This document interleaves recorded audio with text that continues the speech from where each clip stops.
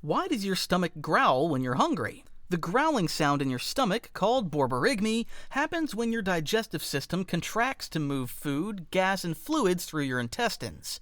When your stomach is empty, these sounds become louder because there's no food to muffle the noise. It's a natural way your body signals hunger. So, the next time you hear it, you'll know exactly what's happening. Like this video if you learned something new, and stay tuned for more amazing facts.